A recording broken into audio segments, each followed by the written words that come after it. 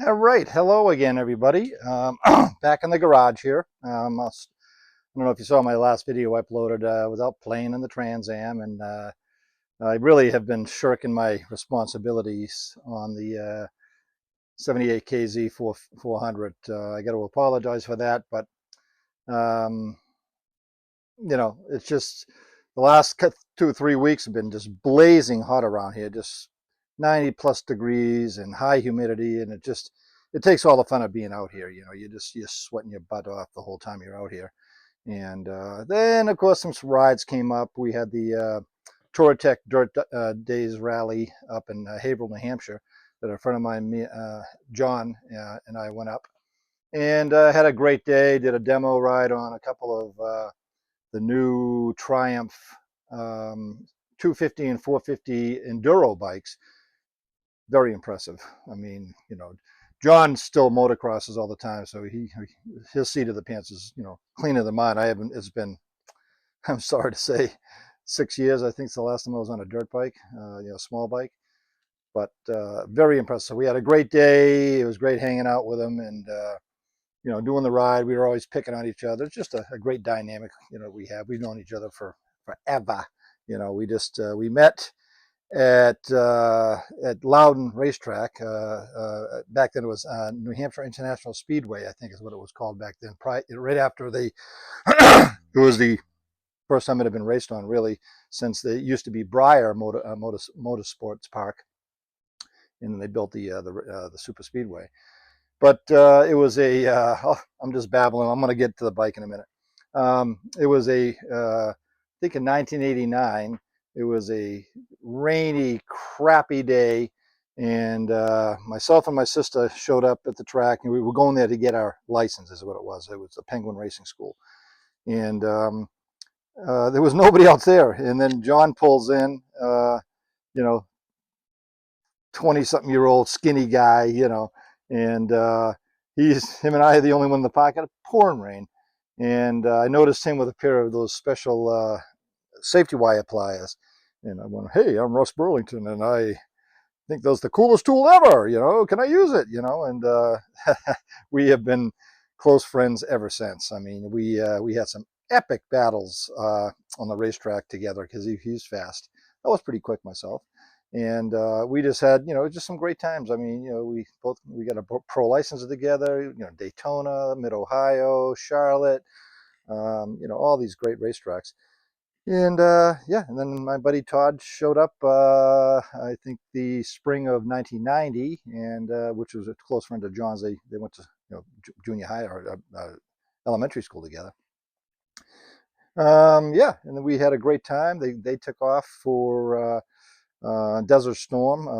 They were in the Marines. Thank you for your service. And yeah, it was just a great dynamic we have as the three amigos. Um, so anyway, but that's I figured I'd babble on. That's what I do, man. Let's face it. You don't get a lot of work out of me sometimes. But what I'm going to do is I got the KZ on the thing on the bench, and I got to try to heat up the car boots and get those to the airbox boots softened up so I can get them in there. And also I have some wiring. I have to, I got to get the headlight bucket back in there and put back together, and make sure my directionals work, brake lights work, that kind of stuff. It'll be kind of tedious and boring, but I'll kind of fade in and fade out if it gets, if I feel like it's getting, you know, watching paint dry thing. So I'll move the camera over. You can see what I'm doing, and thanks. Okay, all right. Let's see here. So I'm going to shake the camera around because that is what I do here at Old Deluxe Garage. Let me, okay, there we go. So I know I get the battery hooked up. So there's running lights on this bike, and obviously I've got the left hand directional tied to the right hand directional. So let's see here. Okay, so directional wires. I'll be stepping in front of the camera at times here. Just going to find my wires. That's the blue, and that's this one right here. Blue and green. So this blue and green goes to that blue and green, I believe. Let's see, I gotta just, like I say, this is gonna be like watching paint dry, because I gotta figure it out. That goes to my, that's a ground that goes to the yabba dabba. That is my tachometer, I believe, one of the two. So I have to unplug that, and let's see here. I think this is, say, this is going to be like watching paint dry. So it is this one, and that's this one. So this and this is the left hand.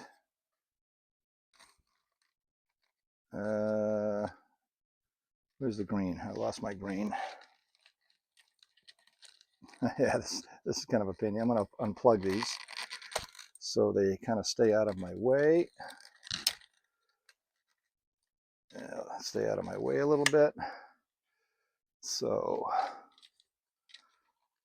this is the fun part of doing a restoration, is all this. Let me unplug this and plug it back in. Okay, so that green I got here with a cauliflower ear. That goes, okay, so green is, I'm gonna have to keep on searching for my frickin' wires. Sorry, standing in front of the camera, I know. So that's my left directional, or right directional, I'm sorry. So make sure there's no other greens that I can go into. I think that's just a common ground, I think is what it is. So green is going to go to green. Okay, that's a big one. Okay, blue is going to go to, I think, this blue. I'll find out the minute I plug it in.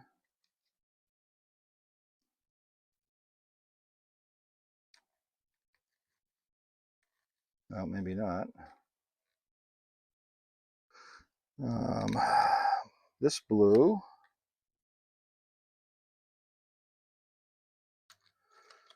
Yeah, I'm sorry this ain't all that interesting, because, you know, it's been months since I took this thing apart, and just trying to remember what, so why don't I have another blue for the other direction? Oh, right there, I do. Okay, that's on. Okay, then we have a gray, which we have a common gray right here.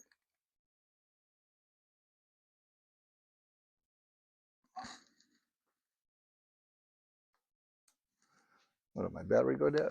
I shut it off.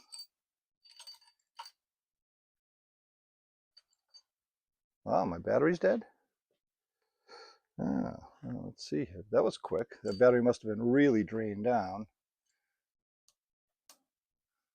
I'll have to get my, I get the trickle on it, but I'm going to have to get the proper battery charger.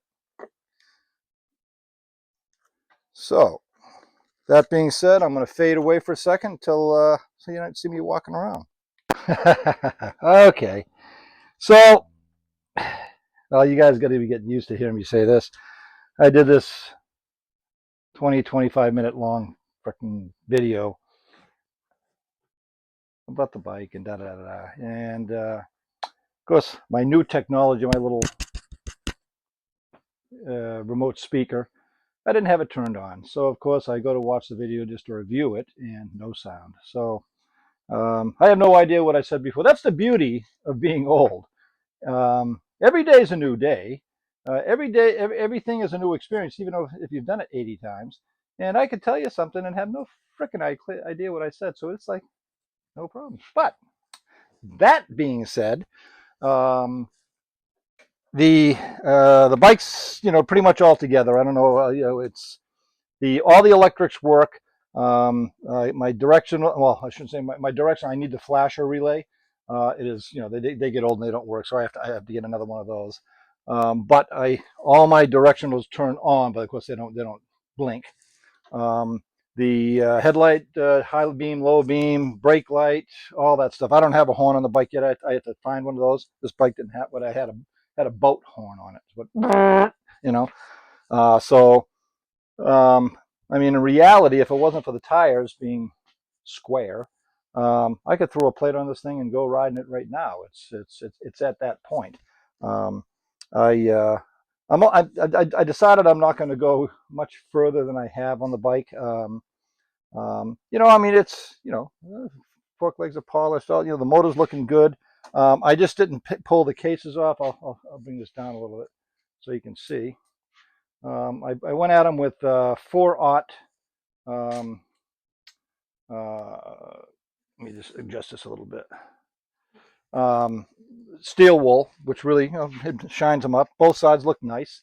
I was going to order a gasket kit and pull the side covers, and then obviously polish it all up on the buffing wheel. But I'm at a point that I need an influx of cash, and this here is just a toy to when I'm done with it, I'll sell it, and it's no biggie, and it's almost there. But it's cool, but it just doesn't light my boat, I guess you could say. I don't know. But I'm going to finish the job I started.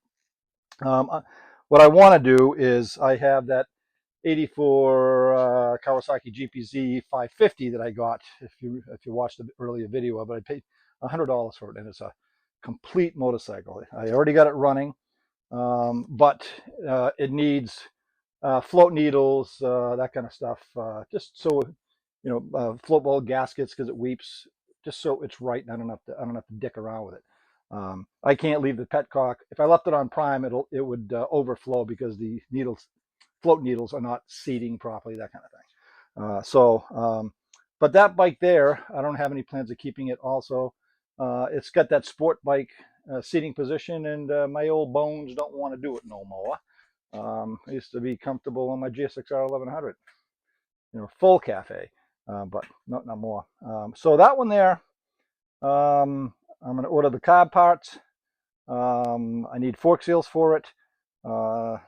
Just a handful of little blips. There's a bracket missing that holds the gas tank down. It's what bolts to the frame, and the gas tank will bolt to that. I'm missing that, but I think a guy locally has one. He's going to get back to me. So I want to get that one done, cleaned up, detailed, and get it on Marketplace and hopefully get it sold. Here we are, late August. Heating season is right around the corner. I've got, nothing in my tank. So I like to start the winter time with a full tank. My property taxes are coming up in December. So I got to come up with that kind of money. So there's a reality. So, putting any more money into this is just not, it's not smart, I guess, but it'll be a great little rider for somebody. But that GPZ, going through the Marketplace and on the web, a clean GPZ 550, they're pulling, I think an average about $2,400, and for a bike that I spent $100 for, I'm probably going to have $200 in parts in it, and just my time. I don't count my time because I enjoy doing it, and that'll put some oil in the tank and pay my taxes, that kind of stuff, and that's a reality that I have to deal with. But yeah, that's the plan on this right now. Like I say, it It's a nice running little bike. So it's just going to be, I do have, this seat is from a 1976 KZ. Well, apparently from 76 to 78, they significantly changed the frame rails. Of course, the hinge brackets welded to the frame are a completely different place. How it sits on there, it sits where with these little cushions. It's about that high off the frame right now, so it just ain't gonna work. So no harm, no foul. I'll put this on the web. It'll pay for my other seat. I'll put this on there for $100, you know. Um, and somebody will eat it up because it's in perfect shape for a 78 seat. There's not a mark on it, no rips. But I will source a new seat.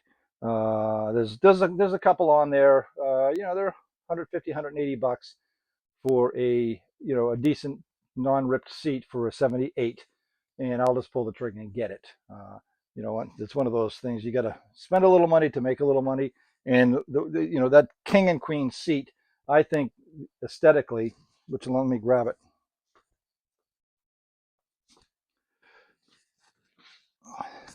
You'll see what I'm talking about. Watch this.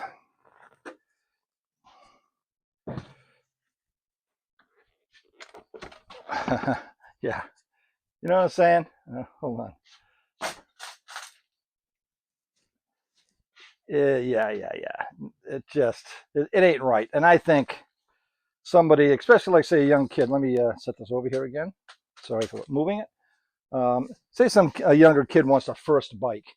Um, this is a sporty, actually good looking bike with the tail section and everything else. That seat takes away from all the lines of this motorcycle are disappear with this big silly king and queen the guy put on. He used to ride two up with his wife all the time. So, and I didn't go looking through a collapsed garage trying to find a seat. Had it been if the roof was going to stay up and not fall on me, I would have probably spent some time. But yeah, so that's where we stand on the 78 KZ400. I do have to. I'm going to boil these. These are the boots that go from the carburetors to the airbox. They're very hard and crusty. Sometimes I can boil them, and they'll hold their softness for a week or so, and then they'll harden up. Which I don't care. Once they're on there and they're all strapped in, they'll shrink to size.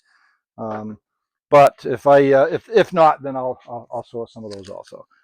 So that is where we stand here on the build. Yeah, I just want to get that GPZ in and sold.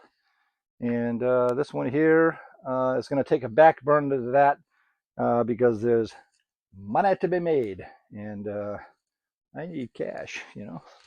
So anyway, let's see here. Is there anything I wanted to go over with you guys? No, I think that's about it. Just like I said, see what I mean? I can tell you guys something, and it's brand new again. So if I screwed up this video, it wouldn't make a freaking difference because it's all new to me. So you got that to look forward to when you get old. I turned 68 3 days ago. So I'm on the precipice, hanging on. My finger, think, think, think. Sorry about that. I hope it is still on. So I'm right on the precipice of 70-year-old mark, and it's not a comforting feel. Let me snap this back into here. I know it's going to make some noises, which I'm sorry about. Old man glasses. Okay, so let me clip this here. I'm very professional. What the hell was I just talking about? Jeez, see what I mean? See what I mean? Oh, age.